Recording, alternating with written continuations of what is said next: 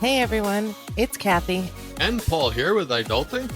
We're here to help you navigate the crazy world of adulting. Because let's be real, it's a wild ride. We'll be dropping tips, sharing stories, And maybe even spilling some embarrassing secrets along the way. so get comfortable, grab your favorite drink, get ready to laugh, learn, and level up your adulting game. This is Adulting. Don't forget to like, follow, and/or subscribe and share this podcast. Head over to adulting.com for more information and to submit questions for us about adulting. And maybe even pick up some of our new merchandise. And if you know any fellow adults who need some guidance, send them our way.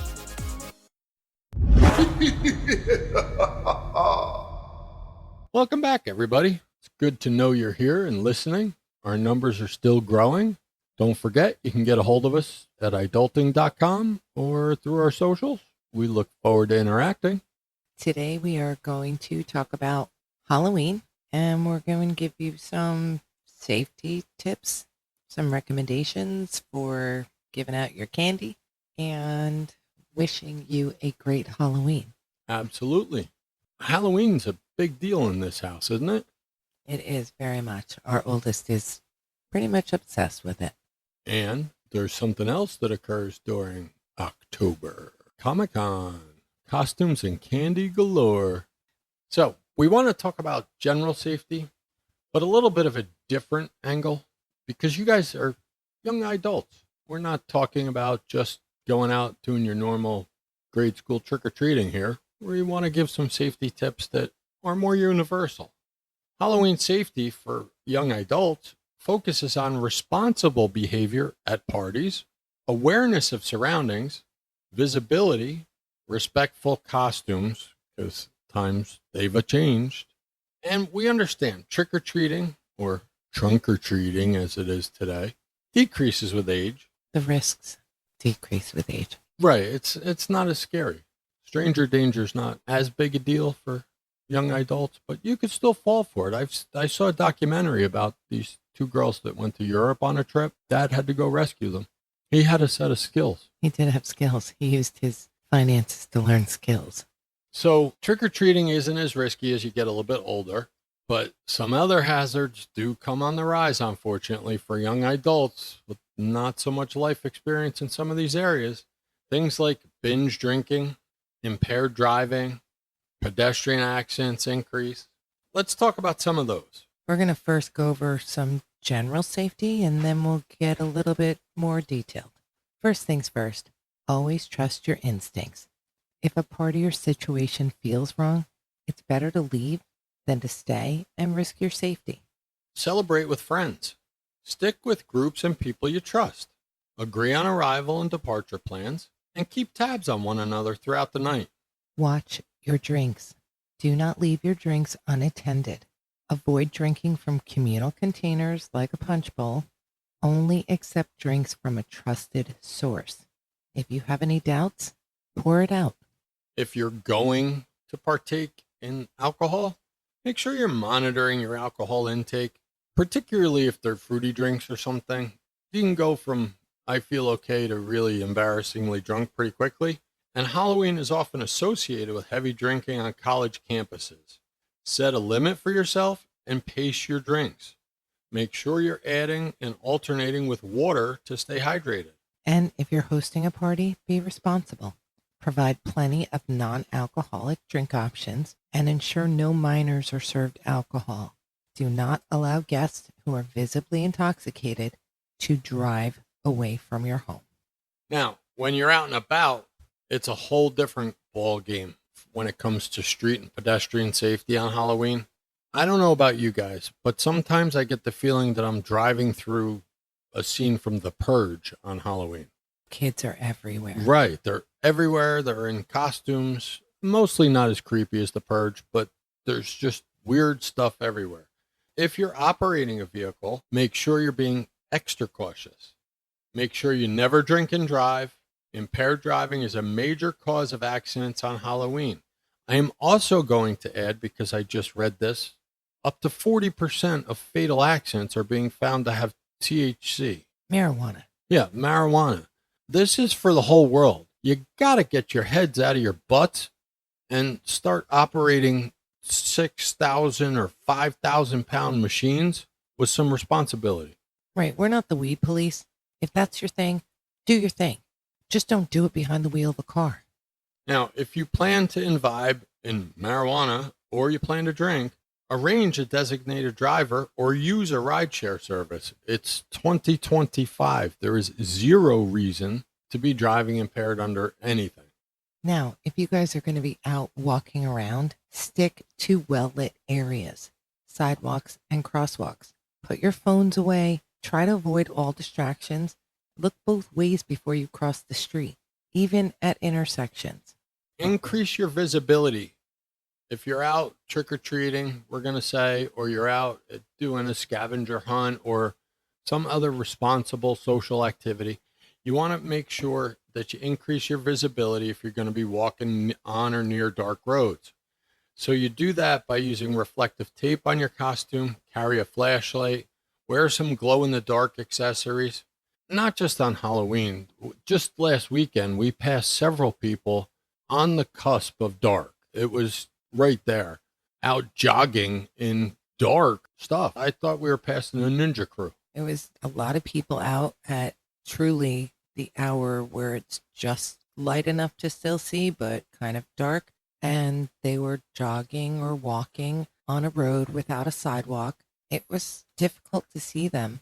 And they were just a few people. Imagine if it was a crowd of people and one ran out in the middle of the road. You never would have seen them. Right. Now, costume safety and awareness. The first one's going to seem a little bit funny and a little bit harder work. You want to opt for makeup over masks. And the reason for this, masks can obstruct your vision and limit your peripheral vision, which increases your risk of tripping or not seeing that car coming. Given the option, makeup is much safer. Wear flame-resistant costumes. Stay safe around candles and other decorations by choosing costumes made from flame-resistant materials. At least try and get costumes that are made of cotton and not polyester. Polyester, when it burns, it melts and it sticks to you. Avoid realistic-looking weapons. If your costume has a weapon, again, it's 2025. Things get confused a lot differently than they did when we were little. It's just not worth the realisticness of the costume to have a real looking weapon. So make sure you avoid the mistake with police or anyone else. Don't carry a fake weapon that can be confused with a real firearm or knife. And gentlemen and ladies, costumes do not imply consent. Remember that a costume is not an invitation for unwanted attention or sexual misconduct. A person's choice of attire, no matter how provocative, never justifies harassment. In that area, we have seen a trend over, what would you say, 20 years? We've been Halloweening. I mean, we did it as adults before kids, but it's gotten pretty bad now with some of these costumes. I've actually started to see it start swaying back the other way. There's a little bit of brains going on in these costumes now. They're making them more wearable, not so short and provocative, and more comfortable. Good. I'm glad to hear that. Social media safety. We're definitely not experts in this area. We'll call ourselves novice users of Facebook and Instagram. Like we're on it, but we're certainly not Insta models or something like that. And we are getting to see a bunch of those as we're out. I'm going to throw a shameless plug here. Miss Kathy and I are helping out a friend at his pickle stand. And we're actually getting to see at a fall festival, people coming dressed certain ways just for social media pictures. People are walking around with selfie sticks, recording everything they do. Yeah, it's a little crazy. At the gym, I get to see the selfie sticks and the Insta workout people. I kind of get what they're doing, but I think everyone's crazy. Anyway, be mindful of what you post. Sharing your Halloween festivities on social media can be fun, but avoid posting things like your location, especially in real time. Wait until after you've left the location to post and review your privacy settings before going out. That location thing is also a good tip pretty much for anyone. If you're on vacation, it can be the coolest vacation in the world, but all it takes is a criminal to be perusing social media to go, oh, look, the Joneses are in Hawaii. And next thing you know, your 75-inch TV is missing. We're going to also talk about some injuries that happen on Halloween. For young adults, common Halloween injuries often shift from childhood concerns like trick-or-treating mishaps to risks associated with parties, nightlife, and alcohol consumption. The most frequent injury includes falls, alcohol poisoning, and motor vehicle accidents. So falls. Why is this happening as you get older? Well, poorly fitting or restrictive costumes, obscured vision, high heels, they can all lead to trips and sprains. Now add a little bit of adult fun. That's how that happens. And these are stats that we pulled off the internet. I'm assuming that the internet, it's all true. I'm a French model. But these are injuries that increase during Halloween. So how do we prevent them or prevent falls? Well, we choose makeup over face paint. We make sure our costumes and shoes are comfortable and allow for free movement and allow us to do what we need. And make sure you're seen, carry a flashlight, and if you're hosting the party, clear pathways and ensure outdoor steps and walkways are well lit. Another common injury is alcohol poisoning. Alcohol poisoning is a serious risk for young adults, particularly at college parties where binge drinking may occur. Don't consume large quantities of alcohol in a short amount of time. I know it seems like it might be fun, but not a good idea. Try eating a meal before and during the party to slow down the absorption rate of the alcohol. Pace your drinks and alternate them with non-alcoholic beverages. Don't leave your drinks unattended. And know the signs of alcohol poisoning and be prepared to call someone for help. Next one that increases, motor vehicle accidents. It's because of things like increased alcohol consumption, increased pedestrian traffic. Like I said, driving through a scene from The Purge. So what do we want to do? We want to never drink and drive. We already hit that one. Be extra cautious around residential areas, especially at night when they're out trick-or-treating. Kids are going to run out of the driveway to go across the street to the other house. Be aware, anticipate it. If you're a pedestrian, follow traffic laws. Use crosswalks if you can. Look both ways, particularly if you're wearing a mask. Make sure you turn your head. Don't assume that you saw it. Your peripheral vision may be blocked. Now, we're not going to get into any graphic details. This is a family podcast, but sexual assaults do go up during the Halloween festivity period. It's because of parties that involve alcohol. It's because of suggestive costumes. It's because people are animals, really. It's something that can be prevented by knowing the meaning of consent and communicate it clearly with your partners. Consent must be enthusiastic and ongoing. This one's important. Have a buddy system at that party. Make sure your ride or die is looking out for you and you're looking out for him or her. And trust your instincts. If someone feels like a creeper, they probably are. So just stay away from them. And like we said before, burns. Open flames from candles or pyrotechnic displays pose a significant burn risk, especially when combined with costumes. How do we prevent it? Use battery-operated LED lights in pumpkins and as decorations instead of candles. Choose costumes made from flame-resistant materials. And if you encounter open flames, be aware of your surroundings and the flammability of your costume. I just want to add, if your costume includes a wig, there's darn near 100% chance that wig will go up like gasoline on your head, so be real careful around candles. Eye injuries is another common injury pattern during the Halloween festivities.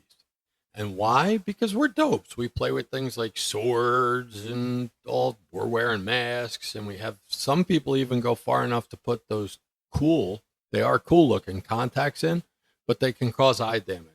We want to make sure that any props that go with our costumes are soft and flexible, and we're not jousting at the party. And Never wear decorative contact lenses without a proper fitting and prescription from an eye care professional.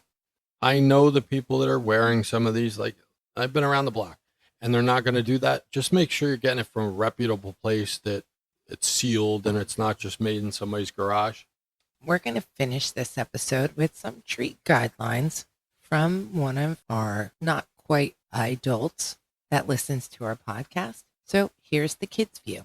Based on what other kids have said, treats that are big, fun, and easy to eat while you're walking are the best to get during Halloween.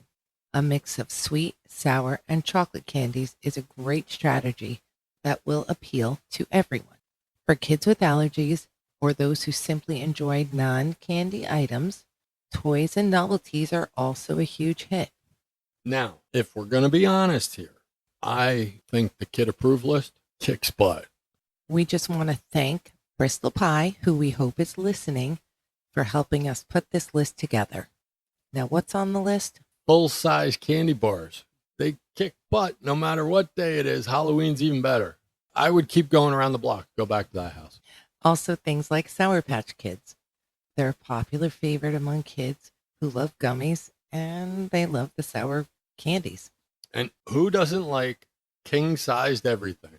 Why would you buy 2 Reese's when you could get a king-size Reese's? Also, variety packs are important. Offering a mix of different candies lets kids pick their favorites, which makes their choices feel special to them. Chocolates and gummies. Gotta love it. Candies like Twix, Snickers, M&M's, Reese's Peanut Butter Cups, they're consistently popular. Fruity gummies are also a big winner.